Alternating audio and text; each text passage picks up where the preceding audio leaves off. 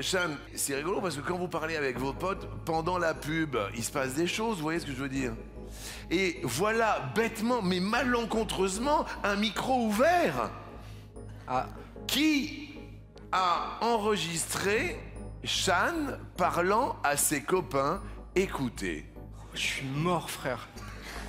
Gros, que des questions de geek, j'ai révisé cinéma, littérature pour rien. Il n'y a que des questions de... Réécoutons parce que c'est fort. Qu'est-ce que vous avez entendu, Justine? Des questions de sgeg. Il n'y a que des questions de sgeg et j'ai révisé cinéma. Écoutons... Non, attendez, écoutons, réécoutez parce qu'ils sont tous morts de rire. Gros, je suis mort, frère. Gros, que des questions de geek, j'ai révisé cinéma, littérature pour rien. Il n'y a que des questions de sgeg. Donc, l'équipe éditoriale vous remercie pour cette petite phrase d'anthologie. Je suis mort, frère. Elle a bien entendu, Justine. Il n'y a que des questions de sgeg et j'ai révisé cinéma. C'est Shan qui est avec nous aujourd'hui. Une première question pour vous. Quand il présentait Secret Story, pour quelle raison Benjamin Castaldi rentrait-il chez lui en hélicoptère? Soit pour fuir les paparazzi, soit l'autre. Je dirais par intuition pour fuir les paparazzi. Pour fuir les paparazzi. Je sais pas si vous vous rendez compte, à l'époque quand même, il n'y avait pas de problème de se dire tiens attention la planète c'est dangereux et tout.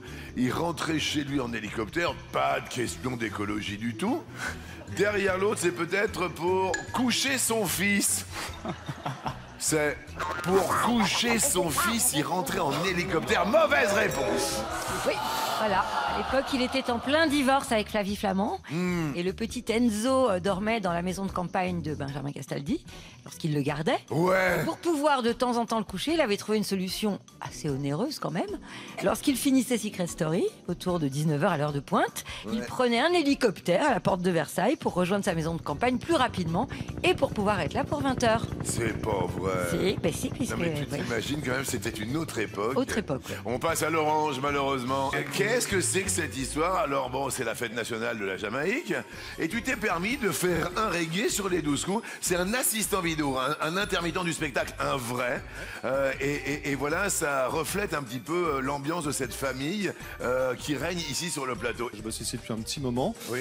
Et j'ai voulu faire marier un peu les équipes. Oui. Et je me suis aidé de l'IA pour faire le son.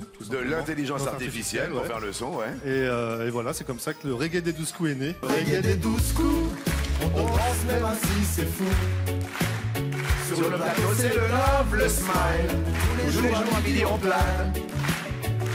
Maboul Z, Miss Maboul aussi.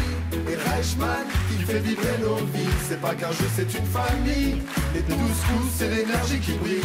Mesdames et messieurs, Vincent, c'est une vraie famille. C'est vachement sympa ou pas, Zed? C'est génial, honnêtement, quelle la surprise du jour. Tous les jours à midi on plane. Maboul Z, Miss Maboul aussi. Et Reichmann qui fait vibrer nos vies.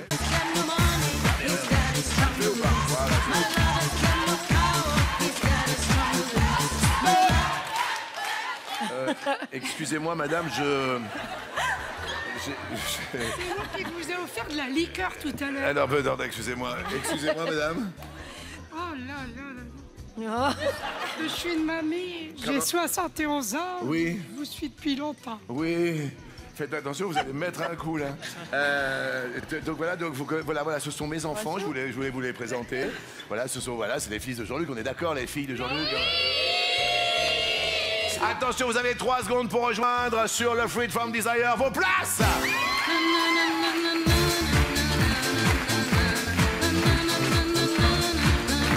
Elle est partie avec mon micro, là.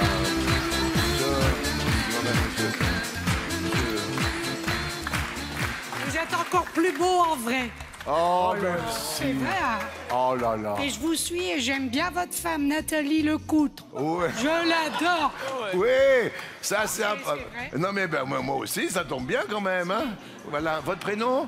Evelyne. Evelyne. Qu'est-ce que vous faites? Qu'est-ce que vous faisiez dans la vie professionnelle, Evelyne? J'étais dans les centres d'animation avec les enfants. Voilà, ben voilà, vous voyez, il y en a quand même. Ah ouais. Bah ouais. Eh ben j'ai envie de vous dire merci, Evelyne. Oui, moi aussi. Merci. Merci. Evelyne.